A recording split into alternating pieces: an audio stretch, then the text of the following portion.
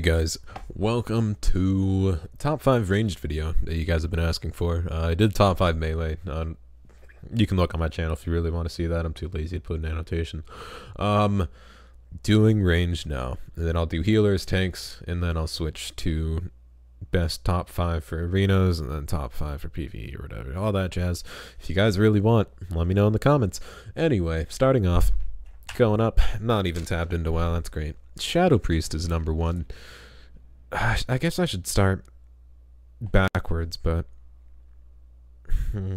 yeah, whatever, I'll go back. I'll go 1, 2, 3, 4, 5. So number 1, best ranged, Shadow Priest. Reason behind this: one of your main spells is spammable, applies a damage over time effect that does about 1,000,000 damage. Also applies another damage over time effect that does about 500,000 damage. Your main damaging thing does 50% of the damage it deals in healing to yourself. So whenever you put on Vampiric Touch, it will apply Shadow Word Pain. Both those dots together do about 1.5 million damage, and you're getting healed for 500,000 every time you put a Vampiric Touch on someone. If someone dispels this, they get CC'd, which is just free CC on whatever healer uses it. They have an AoE stun, a lot of buffs, 20% damage increase buffs, and they have a lot of cleave with Psychic Link. Psychic Link does 30% of your Mind Blast and Void Bolt damage to anyone afflicted by a Shadow Word Pain, which is applied to any target that you do use Vampiric Touch on with the Misery talent. Outside of that, that's the main reason, really. They have a Blanket Silence for 5 seconds, which I think is very valuable since it's the only Blanket Silence in the game right now. Bubble, Disperse. Disperse basically makes it so you're unkillable if you take the Pure Shadow talent. Void Shield gives you a 33% leech effect, I guess, excluding your Vampiric Touch spell. Void Shift, Siphene. Siphene does apply a health, does 2% of their max health, and then applies a 50% healing reduction on the target. So, all in all, I think Shadow Priests have a lot of survivability, a lot of damage, they have a lot to their kit compared to other like ranged classes or classes in general. They have a lot of options is what I'm trying to say. They basically are what I think most classes should be, where they have a lot of options in a lot of situations. Kind of off topic. Anyway, yeah, roll a Shadow Priest if you haven't already. It's probably my favorite caster if I played it a lot more. I know Albani, he probably adores a Shadow Priest, and that's why he plays it so much.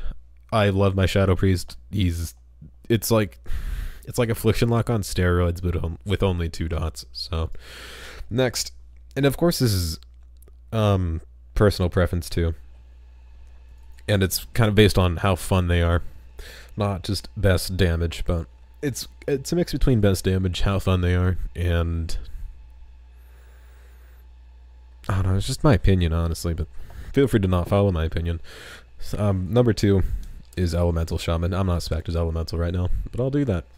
Reason being, they just do a shit ton of damage. They have a lot of offensive cooldowns. They have a 30-second cooldown on a spell, Sky Fury Totem. Makes it so your critical effect of all damage and healing spells is increased by 20%, so you're going to crit for 20% more damage. That is on a 40-second cooldown. That mixed with your Fire Elemental, which is on a very short cooldown if you do spam Lava Burst a lot. You basically spam Lava Burst, as I haven't mentioned. If you apply Flame Shock to one person and take the Path of Flame talent, which causes Flame Shock to spread from the target to a nearby enemy whenever you Flame Shock them, you're going to be spamming a lot of Lava Bursts. That Ice Fury is a basically 2 million damage button. Echo of Elements gives you another Lava Burst. Elemental Fusion gives you more Lava Bursts. You basically get a 1 million damage spell with Earth Shock whenever you have Maelstrom capped, and then if you are taking the Earth Fury on your talent, you do stun them. Ice Fury mixed with your Fire and Ice, which increases the damage of your Frost Shock by 100%, and then that buffed by another 400% makes your Frost Shock hit for an average of, I'd say, 500,000 whenever it is buffed by Ice Fury. That's without Blood Fury, Berserking, or Sky Fury Totem. You have a lot of self-heals. You have, whenever you cast Healing Surge on yourself, it will be replicated 3 seconds later. Counter-Strike Totem, if you want to take that, you can, but you will lose Sky Fury Totem.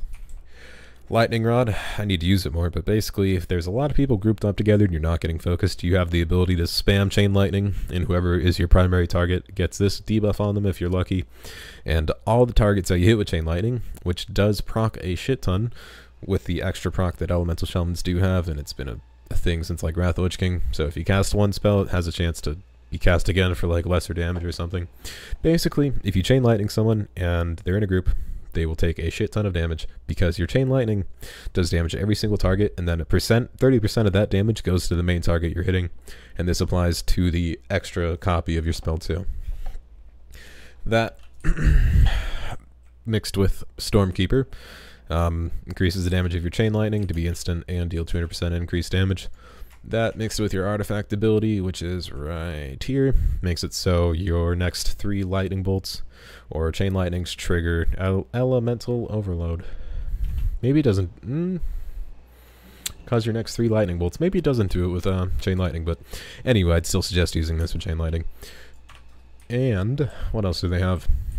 Frost Shock is just a spammable slow. They have a 40% damage reduction. They have a gust of wind. They have a knockback. So if you're playing Eye of the Storm, you thunderstorm someone. Most of the time, you'll knock someone off the edge. You have Bloodlust. Like everyone knows that, but it's just a kind of given thing. Ghost, Wolf, Hex, Purge, Reincarnation. That's about it. You do a lot of damage. Again, Elemental, one of my favorite classes. I know you guys really like watching me play Elemental for some reason, and I don't blame you. It's a lot of fun. So if you want to play Shaman, play Shaman.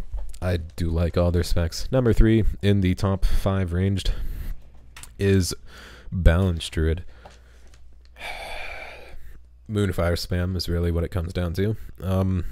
As a Balanced Druid, you're able to spam Moonfire for 200,000 to 300,000 damage easily if you're taking the right talents. You have a lot of armor as a Boomkin too. I think in Moonkin form, in Battlegrounds, you have, I'd say, 40% damage reduction against physical people, and oh man, there's a ton of stuff about Balanced Druid that it's just appealing to me. Let's start it off. Your artifact ability, basically just free resource, free hard-hitting ability. You have a stun, you have 2 instant casts that can do, I guess, in PvP, probably 700,000 damage over time, and then they're spammable to be able to do 200,000 to 300,000 per initial hit. That is buffed with your artifact, and so it's buffed with this 35% additional damage by target already affected by our Moonfire, and that is also buffed with this. Moonfire and Sunfire increase the direct damage of Moonfire and Sunfire by 25%, stacking up to 5 times, so that's a 170% increase to your Moonfire damage. You can basically just spam Moonfire and kill someone if you really try hard enough. You know what you're doing. Outside of that, the normal Boomkin rotation is basically just use your Star Surge, which does crit a lot based on some artifact talent somewhere that increases the crit chance of your Star Surge. Can't find it right now, which is kind of embarrassing, but I know it's a thing. Outside of that, your normal abilities do get buffed from your Star Surge, and you will get a lot of Star Surges if you really want to. Lunar Strike can hit pretty hard and does hit any enemy near their primary target, so it's kind of like a little dick Chain Lightning. Solar Wrath basically melts people if you do have the empowerments on that. Fairy Swarm, basically, I'd say the only people who really can counter a Boomkin in a 1v1 situation are melee, and this kind of counters melee itself because it disarms them and reduces their movement speed by 30% for 8 seconds. They also have Cyclone. Cyclone, everyone knows what that is. Deep Roots and Solar Beam can pair for a, I wouldn't say overpowered, but a very unique toolkit in the fact that you can root someone and it won't break, and you can just Solar Beam on top of them, and for 8 seconds they're just silenced, so it's really good against a healer. Oh god. Reduces the cooldown of Incarnation. If you use Incarnation with this, you're going to have a 2-minute cooldown on a, 35% damage increase. And you're going to be generating a lot of astral power, so a lot of Star Surges, a lot of new moons. It's basically just a reduced cooldown on a damage increase.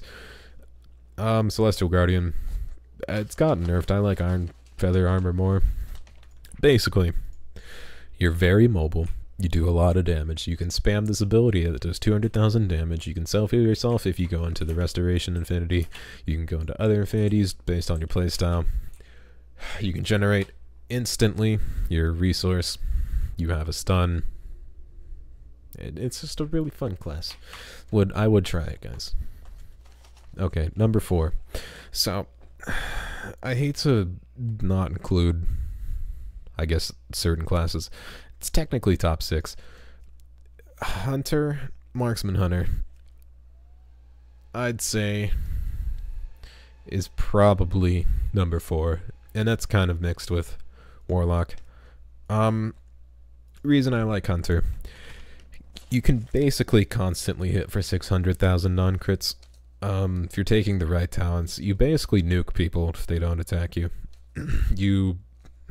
Your aim shot is like 500,000 non-crits, 300,000 non-crits. You can, like, the damage range of aim shots is ridiculous, depending on how much armor the person has. If you're hitting like a clothy, you'll hit 500,000 normally, but if you're hitting like a plate wearer, you'll hit 300,000. This is in PvP, obviously. Black Arrow, shadow damage. Careful aim, what do I take? Lone Wolf is just an 18% damage increase, that's why I take it. You do have a lot of survivability because Exhilaration mixed with this. Your aim shots at strike vulnerable targets, which is most likely all the time, because that's the only time you're going to want to be using aim shot, is when they have that debuff on them. It reduces the remaining cooldown of your Aspect of the Cheetah, Aspect of the Turtle, and Exhilaration. The Cheetah thing you don't really care much about, but the Aspect of the Turtle and Exhilaration are the ones you do care about, because those are your heals, which means you just get a reduced cooldown on your heals whenever you use aim shot. So that's one of the main reasons I do like Marksman, because they're the only Hunter spec that has that kind of reduced cooldown implemented into their honor talents.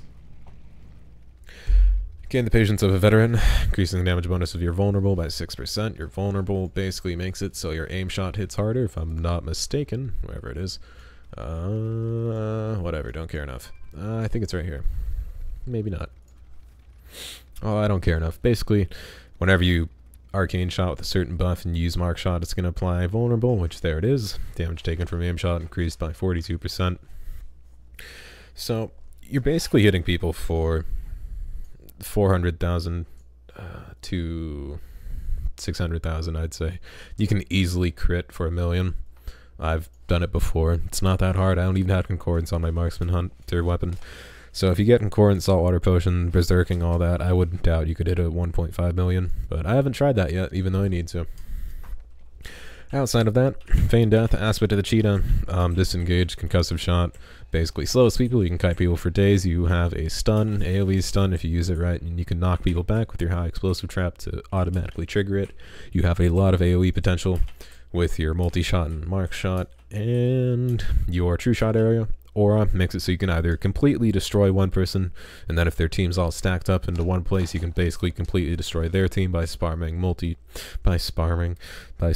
multi-shot and mark shot, because it automatically, basically, you'll be pressing this and this and this and this, and this does a lot of damage. This not so much, but the main thing you're using multi-shot for is to apply the vulnerable debuff, or the mark shot debuff to everyone around the person you are primarily targeting. Outside of that, they have traps. If someone's really bugging you, you can use this. Freezing Trap and Tar Trap, which obviously is just an AoE slow. That's a Marksman Hunter, and it tied with Warlock. The reason it tied is because I feel like it's pretty lame to not include a caster. I'm like in the middle of a just like kind of leveling zone, so I might get attacked. But anyway, reason why Warlock's on here, I'd say all the specs are viable. A lot of survivability. You have Healthstone, Gateway, you have Pets, you have Dots. All the 3 specs are completely viable, and this goes the same with Mage too, which is number 5, spoiler. All 3 specs are viable, all 3 specs are playable. I feel like there's really no caster that's really bad right now. There's a lot of playstyles you can go with Affliction. With Affliction you can go a kind of, what's it called? Either AoE dot spec or a single target melt spec. Single target Malefic Grasp Contagion, Death's Embrace, you basically melt people. This is the AoE spec that I tried earlier and made a video on today. If you want to go a more just primarily single target, you can go Destruction or Demonology. Demonology, it's good if you're not getting focused. I've said this a lot, but if you do get focused, I don't think it's the best unless you're really good and have practiced it a lot. I haven't, so I'm pretty shit at it. But Destruction, you can hit 2 million Chaos Bolts on people constantly. With the Focus Chaos nerf, I'm running Firestone and Wreak Havoc. Excuse me. And basically what this does is it makes it so the Firestone obviously increases your crit chance, which increases the damage of your Chaos Bolt. That mixed with Havoc and Wreak Havoc makes it so you can get 1.2 to 2.5 million Havocs and Chaos Bolts onto people constantly if you don't get CC'd or anything like that. Outside of that, you have an Infernal Stun, you have Drain Life, you have a lot of self-heals, Sacrificial Pact, Healthstone, Unending Resolve, Infernal, Drain Life, Mortal Coil. You have a lot of self-heals, which is, I think, is the main appeal to Warlock. So, number 5, clears his throat, Mage. I feel like you kind of have to include Mage, and the reason why Warlock and Mage are so low here is because I'd say they're more of a arena spec. Mage, they don't have the same damage potential as, say, Shadow Priest or Elemental or Balanced Druid, but what they lack in damage, they do have a lot in CC. Where's my Mage? There he is. So, as with, you know, Warlock, where all 3 specs are viable, I'd say all 3 Mage specs are viable. If I had to pick, like, in order which ones I liked for Mage, it would go Frost, Arcane, Fire. Frost, you get a shit. You have a permanent slow on people, whoever you hit. You hit 1 million glacial spikes constantly. Let's go over this real quick. You get a lot of procs, each hitting for about 500,000. Ebon Bolt hits for 1 million constantly, and then you get a 500,000 proc after that. You have a lot of AoE slows from Blizzard. You have Ice Nova and Canner's Flow. Lonely Winter, a 28% damage increase. Concentrated Coolness increases the damage of your Frozen Orb, makes it castable at a certain location. Oh god, I'm getting out of breath. I'd play Frost if I were you guys, but all the Mage specs I'd say are good right now, and I think all Mage specs are fun. I don't think any of the Mage specs are really in a bad situation. Arcane hits huge numbers. I've hit 1 millions and 2 millions as Arcane, which is the main appeal to it. You can basically 100 to 0 someone fairly easily if they don't know what they're doing and they don't have defenses up when you do pop your offensives. You're very mobile. It's the most mobile Mage spec, because you can do this, go back to your thing, and then blink that way, and then invis, and then you can go back to that thing, and whatever. You get a lot of blinks, and that's the main appeal to Arcane.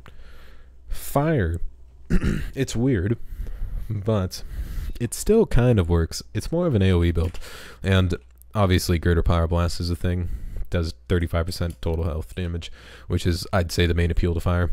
Outside of that, you have a lot of damage over time. You have a low cooldown on combustion. You're very mobile.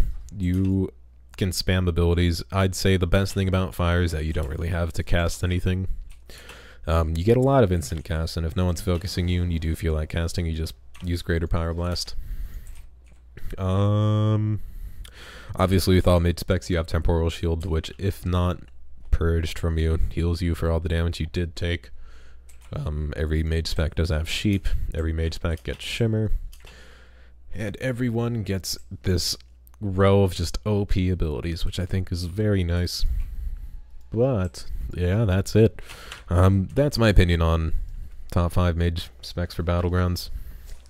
Of course, this is just my opinion, and feel free to disagree with me, but I won't really care. I mean, I will if you're not a dickhead, but if you are, I'm just gonna not really care about it. Feel free to be nice and just throw your opinion out there, and I'll read it, and I'll probably say something. As long as you're not being a big old butthole. Anyway, I don't think I'm forgetting anything, really.